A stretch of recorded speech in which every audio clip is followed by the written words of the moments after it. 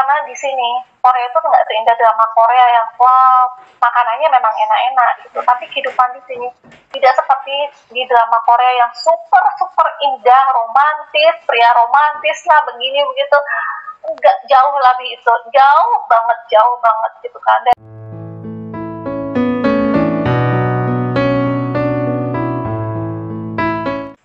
Shalom Bapak Ibu Saudara, saat ini saya bersama teman saya Wulan. Wulan ini berasal dari Indonesia, tapi saat ini beliau ada di Korea, menikah dengan orang Korea. Nah, buat kita semua yang mungkin saat ini punya impian atau keinginan untuk menikah sama orang Korea dan tinggal di Korea, kita bisa belajar sesuatu dari nanti Wulan akan menyampaikannya. Nah, Wulan, sebelumnya gimana sih awal mulanya kamu bisa menikah sama suamimu orang Korea ini? Ceritanya gimana? Halo semua, saya Wulan. Saya mau cerita sedikit tentang kehidupan saya di Korea. Jadi awal kenal dengan suami saya itu dulu saya kerja di satu yayasan di kota Salatiga. Jadi direktur saya itu orang Korea. Saya dikenalin ya sama beliau gitu kan, ya nggak langsung dikenalin sih sebenarnya, awalnya cuman ada satu pria yang pernah pelayanan di situ ingin menikah dengan orang Indonesia. Kebetulan pas saya nggak lama setelah saya masuk kerja di situ, beliau sudah pria itu sudah kembali ke Korea. Saya ditanyain sama bos saya, Wulan, kamu mau nggak kenalin, ada nih mau nikah sama orang Indonesia gitu, kamu mau nggak kenalan gitu, terus tapi kamu bergumul dulu, atau kamu nikah nggak sama dia gitu, kamu bergumul dulu aja, kamu berdoa dulu aja, dikasih waktu untuk berdoa berapa waktu gitu kan. Oke. Saya gumulkan, kemudian saya jawab, oke. Pak, saya panggilnya Pak ya, kalau beliau bukan Mister. Iya Pak, saya mau kenalan gitu kan. Setuju, oke. Jadi intinya setelah saya diperlengkapi dengan bahasa Korea di kantor itu, jadi rekan-rekan kerja bersama dengan beberapa rekan kerja saya juga, baru saya diperbolehkan untuk komunikasi langsung dengan dia gitu kan. Dia juga belajar bahasa Indonesia, belajar sendiri, dia beli buku conversation Indonesia conversation kan, dia belajar sendiri, terus dia cukup lancar saat itu ya, untuk waktu itu dia cukup lancar bahasa Indonesia. Jadi aku pakai bahasa Korea, dia pakai bahasa Indonesia gitu kan, jadi komunikasinya gitu kan. Jadi setelah itu kenalan berapa lama, setahun lebih kan, kami memutuskan untuk menikah. Oke, menikah di bulan September, saya itu 2011, kemudian saya ngurus visa 2011 bulan Desember itu saya ke Korea gitu.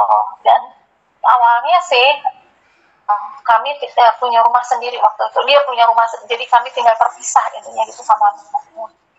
Terus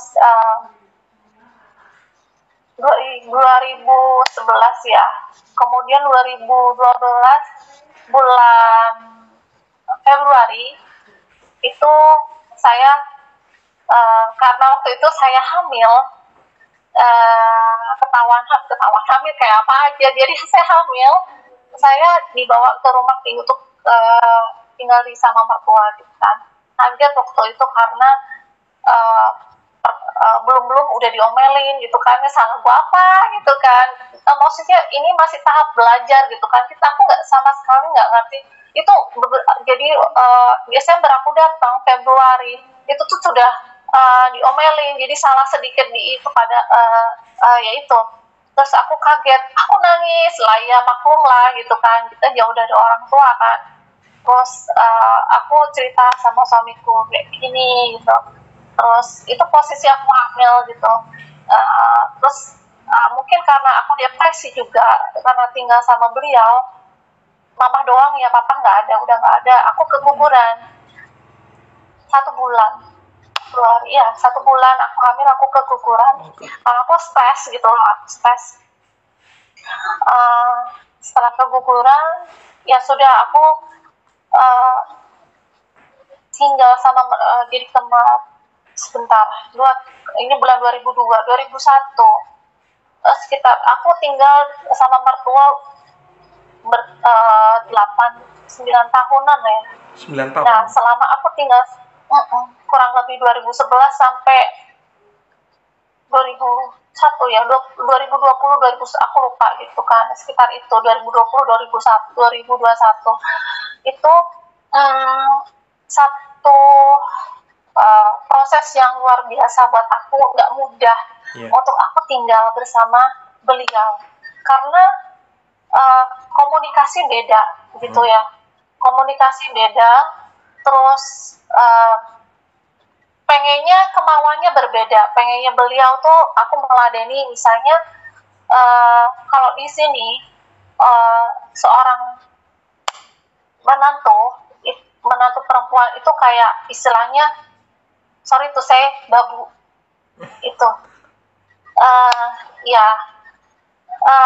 jadi semua harus diladeni, dan pria di sini itu tidak boleh melakukan pekerjaan rumah sama sekali. Seorang pria sama sekali nggak boleh. Aku sempat ditegur waktu itu karena waktu itu aku hamil lagi. Aku hamil lagi 2012 aku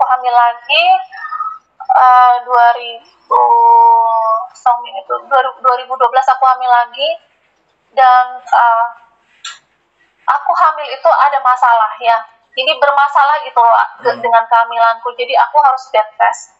Itu nggak terima sama istilahnya, aku jadi aku istirahat itu nggak terima gitu, beliau nggak terima gitu kan, harusnya kayak gini dituntut untuk melakukan pekerjaan rumah gitu kan. Kamu tuh nggak bisa ini nyapu gitu kan, bersihin rumah gitu kan, misalnya kayak dibully sama mertua sendiri, direndahkan, di itu gitu kan. Aku cukup ya Tuhan, karena aku percaya Tuhan Yesus, itu jadi kekuatan aku gitu loh, untuk aku bisa bertahan dan melewati setiap masa-masa kesulitan aku di sini. Dan di sini untuk istilahnya kasih salam itu sangat penting ketika kita hidup sama mertua. Pergi, kalau ada mertua ya, pergi kita harus kasih salam gitu kan, selamat tinggal gitu. Pulang pergi datang juga iya, pas ada beliau harus kasih salam. Terus makan, kalau aku mengalami, mungkin nggak semua ya, kalau yang aku alami, nyediain makanan aku. Jadi aku tuh kadang pinginnya tuh kita bareng-bareng gitu kan, sama kan lebih enak gitu, lebih ringan tugasnya. Waktu itu hamil juga waktu masa-masa Cynthia itu biasanya anak-anak keluarga pada datang gitu kan.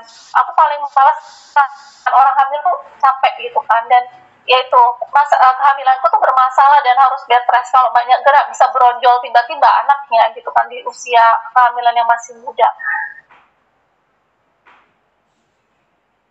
Di sini kalau di Korea suami itu nggak boleh ngurusin pekerjaan rumah, nggak boleh cuci piring itu nggak boleh. Waktu itu aku ditegur, akhirnya dengan sedih aku nyuci gitu kan ya, tapi memang itu yang harus aku jalanin gitu kan. Terus bersih pun ya sudah aku jalanin gitu kan, walaupun nggak mudah buat aku gitu kan. Terus akhirnya waktu demi waktu aku jalani. Aku sempat pulang waktu itu, aku hamil juga, habis dari gereja itu aku pulang malam itu aku lupa kasih salam. Diomelin dong aku, itu jadi satu masalah yang terus aku jelasin, aku tidak bermaksud untuk tidak kasih salam, aku cuman lelah dan aku pengen, yang di otakku tuh aku pengen tidur gitu, aku pengen istirahat karena aku posisi hamil gitu kan. Nggak terima. Terus suamiku tuh menjelaskan juga gitu kan. Terus ya sudah, istilahnya kehidupan di sini itu bukan kehidupan yang mudah buat aku ya. Cukup keras buat aku, buat orang-orang asing di sini, ya mungkin buat wanita-wanita di sini itu kehidupan yang cukup keras ketika kita hidup bareng mertua. Karena banyak tuntutan, harus seperti ini, kalau enggak, ya bersyukur kalau dapat mertua yang baik.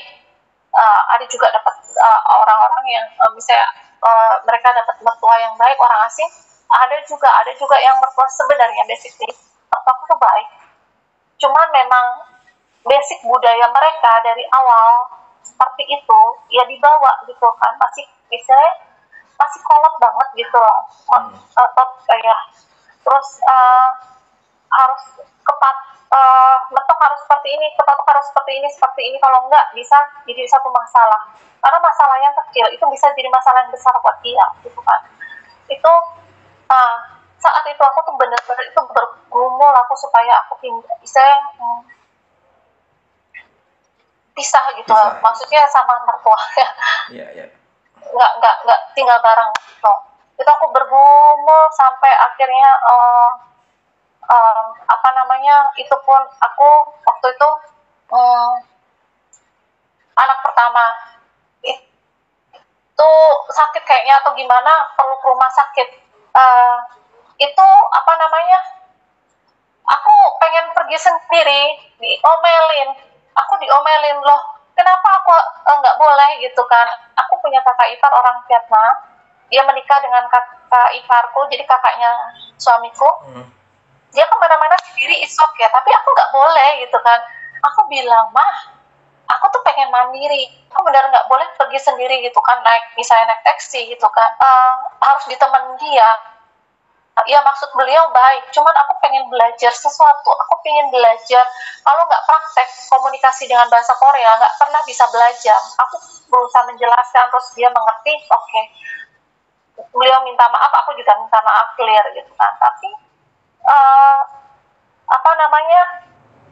ada banyak hal yang kita tuh di sini harus mandiri, nggak bergantung sama suami, nggak bergantung sama orang tua di sini yang serba harus diantar kemana-mana. No, aku di sini dulu badanku ngedrop, aku harus infus vitamin gitu kan. Itu posisi aku gelayangan, diantar memang iya sampai rumah sakit, tapi habis itu ditinggal, pergi kerja lagi dia gitu. Diinfus, posisi aku gelayangan, habis diinfuskan aku masih gelayangan, gak enak badan, aku harus pulang sendiri loh. Aku harus pulang sendiri, itu tanpa ditolong siapapun. Dari rumah ke rumah sakit untungnya deket ya, 15-20 menit ya.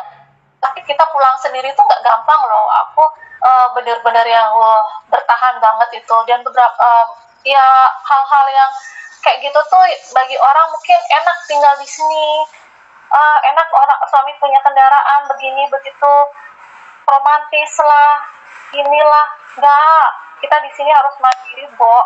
Aku di sini anak misalnya sakit gitu, bis berdua, bertiga ya. Aku ajak mereka naik bis, repot gitu, naik bis ke rumah sakit, pulang pergi naik bis, diantar suami enggak. Ya kalau pas dia libur, oke diantar, tapi kalau pas dia kerja nggak bisa selalu ditelepon minta antar, nggak bisa di sini, nggak bisa selalu minta izin. Kita sakit naik bis ke rumah sakit, nggak bisa. Kalau aku lagi nggak enak badan, nggak bisa gitu kan. Naik bis sendiri sampai halte bis. Di sini nggak kayak di Indonesia, naik angkot seenaknya sendiri, lihat angkot di pinggir jalan, harus ke halte, kecuali taksi. Kita harus ke halte bis baru dapat bis gitu kan. Itu terus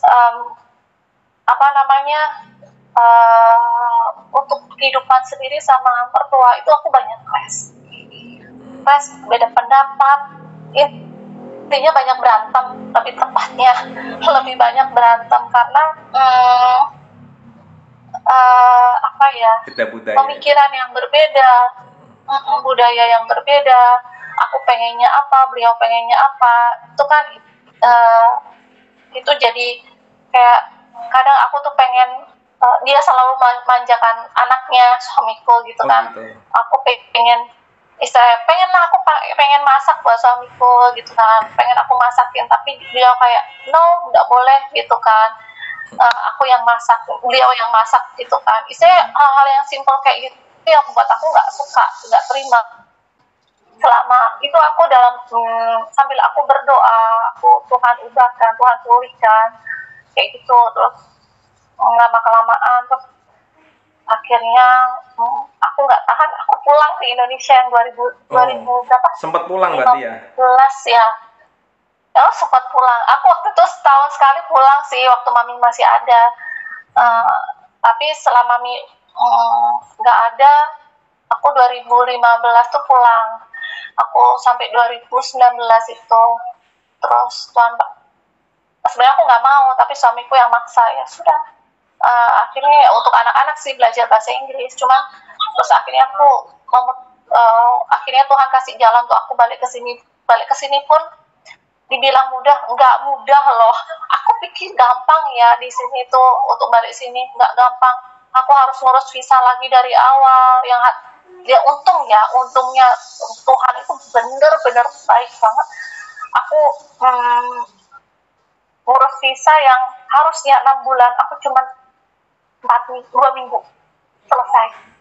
Itu karena siapa? Bukan karena Tuhan. Dan aku tahu panggilanku di sini gitu kan. Tuhan tarik aku kembali ke sini tuh, aku tahu Tuhan punya satu rencana yang buat aku kerjakan di sini gitu kan. Dan aku bergumul kembali untuk tidak aku masih tinggal sama mertua. Aku pikir semuanya ketika kita ikut Tuhan, ketika kita ikut hidup di dalam jalurnya Tuhan, bukan berarti semuanya baik-baik saja. Enggak berarti semuanya masalah bisa kita selesaikan secara lancar seperti jalan tol gitu aja, enggak.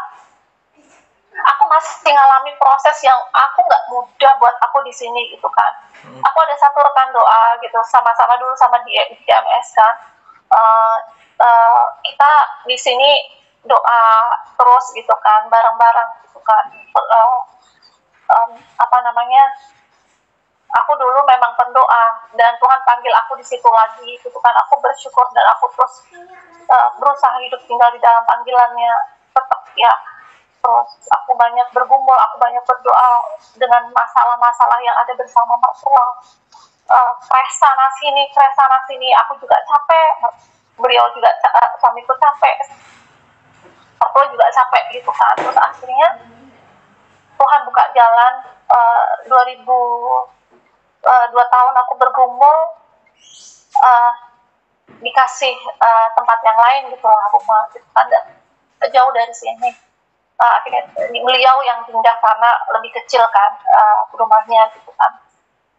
Dan dibilang mudah, enggak. Hidup di sini itu enggak mudah sama sekali. Dibilang enak, enggak enak gitu kan. Ya kalau pas enak, kalau pas gak enak ya gak enak. Aku 3 tahun di sini nggak punya teman, teman Indonesia nggak punya. Jadi aku nyari suamiku nyari ke Asia Mart, ke sana ada nggak orang Indonesia di sini, digituin. Terus sampai akhirnya aku ada kenalan, terus aku ada teman, aku bisa bukan share tentang kerohanian ya, share tentang kehidupan gitu kan. Dan kebanyakan orang-orang asing di sini mengalami hal yang sama dengan mertua. Dan aku punya kakak ipar, kakaknya dia itu suka minum. Dan kakak iparku itu beberapa kali itu matanya ditonjok sampai dalam kelopak mata itu berdarah di dalam. Sampai itu beberapa kali. Itu. Dan itu main tangan ya. Orang di sini memang sukanya main tangan. Pukul. Apalagi orangnya mabuk. Itu karena mereka kan cuaca di sini dingin ya. Jadi mereka suka minum alkohol gitu kan. Nah itu kakak iparku. Ada rumahnya nggak dekat dari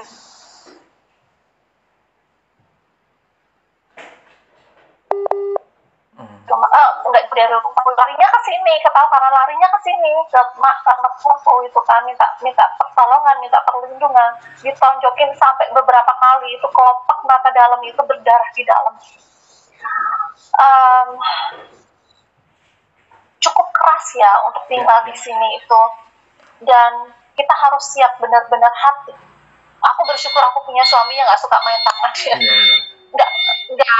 Nggak kok, nggak main tangan, cukup dia termasuk orang yang baik walaupun kadang suka minder, kadang itulah secara itu ya. Tapi overall orangnya baik gitu kan. Dia sayang banget sama anak-anak dan kalau sama anak-anak tuh kadang orang Jawa bilang gemati banget ya.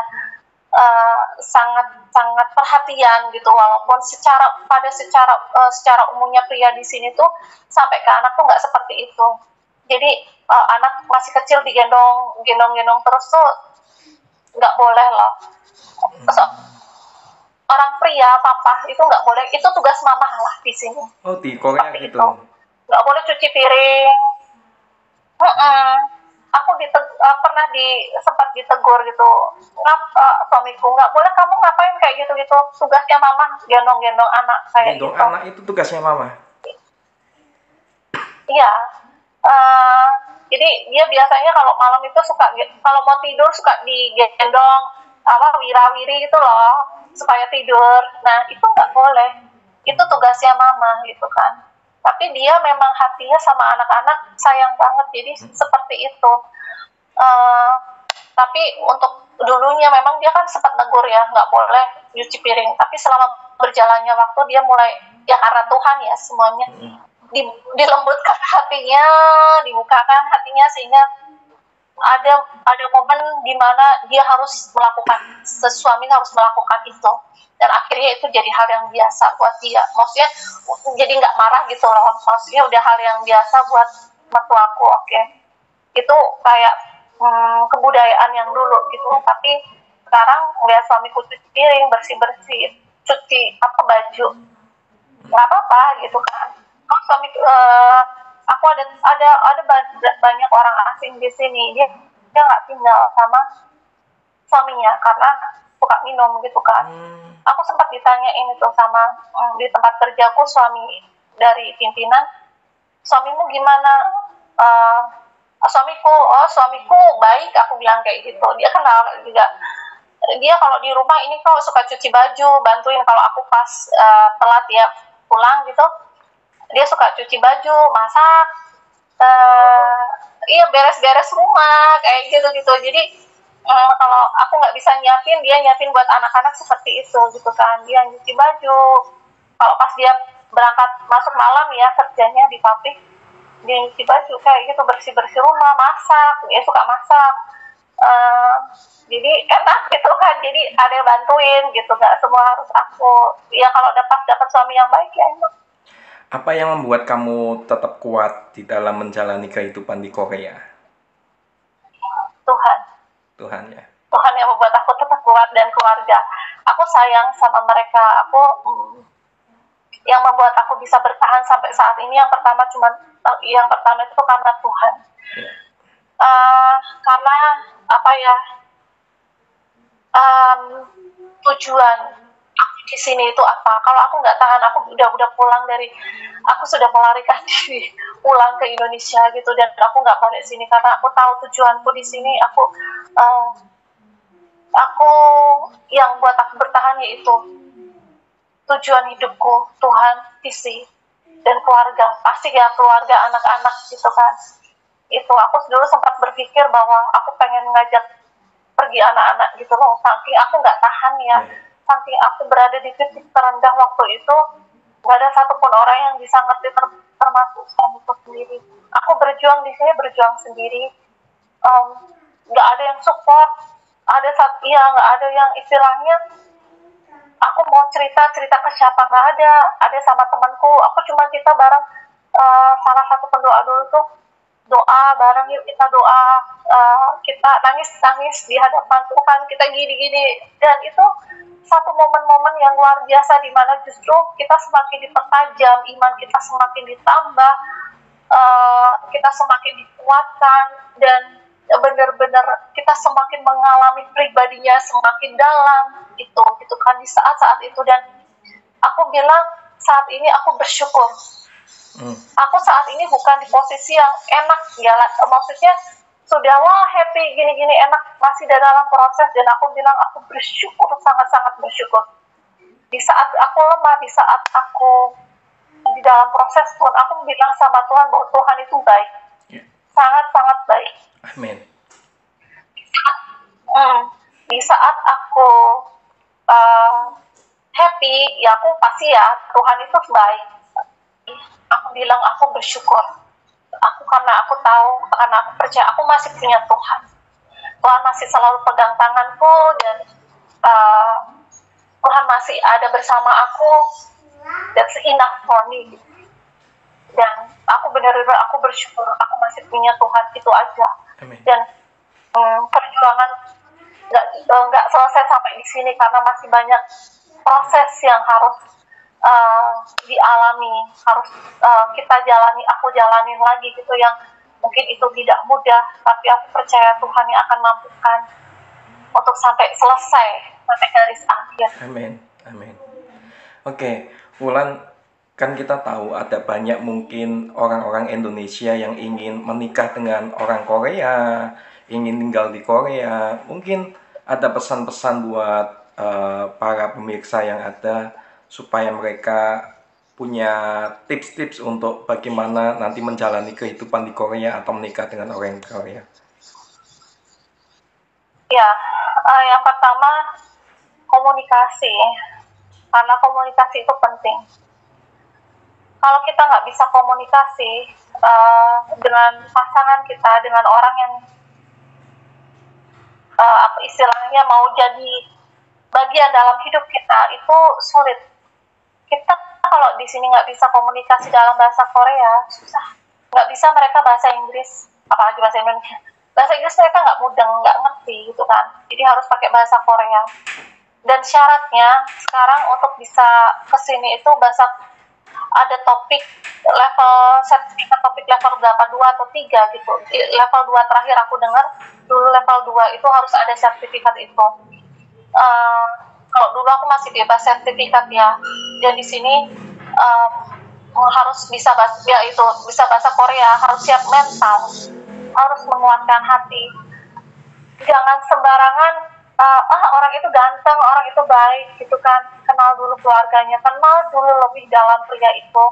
Karena di sini Korea itu nggak seindah drama Korea yang wow, makanannya memang enak-enak gitu, tapi kehidupan di sini tidak seperti di drama Korea yang super indah, romantis, pria romantis lah begini begitu.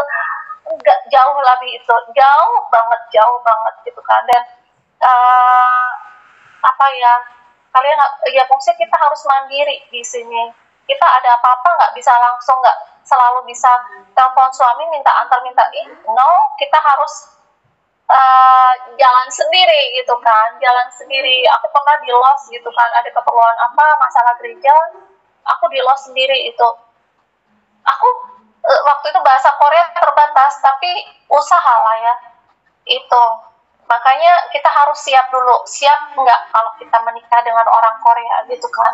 Bahasa yang berbeda, budaya yang berbeda, apalagi ketemu sama mertua, itu benar-benar kuatimu, benar-benar sungguh. Ya kalau dapat mertua yang baik, enak, ya it's okay lah ya. Tapi kalau dapat mertua yang nggak enak, punya anak, suami yang minum-minum gitu, mendingan jangan deh. Nanti bakal kalau orang sini bilang hindroyo, bikin melelahkan diri kita sendiri, merugikan hati kita, merugikan diri kita sendiri. Jadi benar-benar pilih baik-baik pria yang tepat lah ya untuk menikah di sini. Ya, oke. Wulan, terima kasih buat kesaksiannya, juga pengalamannya kehidupan Wulan di Korea. Ya, semoga bisa membuat setiap orang-orang Indonesia yang ingin mungkin menikah dengan orang Korea, tinggal di sana, mereka bisa mendapatkan sesuatu ya di sini ya, gitu ya Wulan ya. Mungkin terakhir kali, mungkin sekali lagi mau ngasih tips mungkin, atau mungkin ngasih pesan sekali lagi.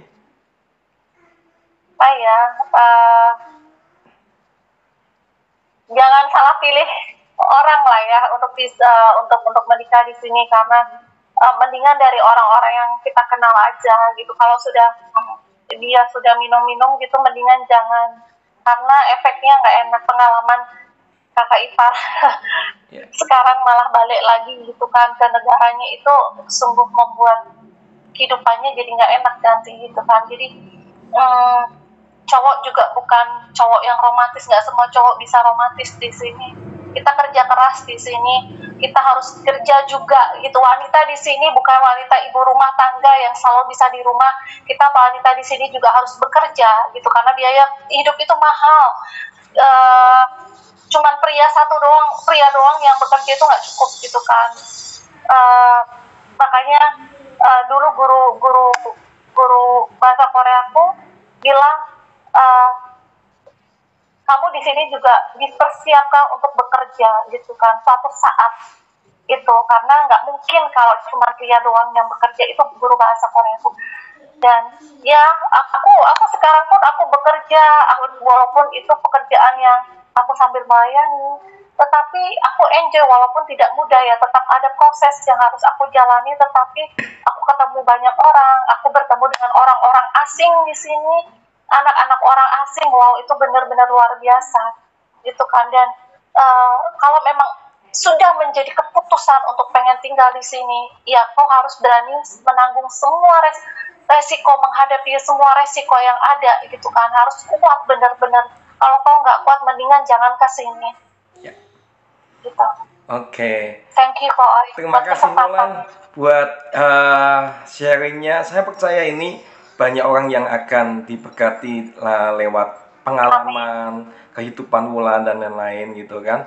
Saya percaya Bapak Ibu Saudara yang mendengarkan ini akan banyak mendapat berkat ya. Makasih, Tuhan Yesus memberkati. Ya, Tuhan Yesus memberkati. Ya.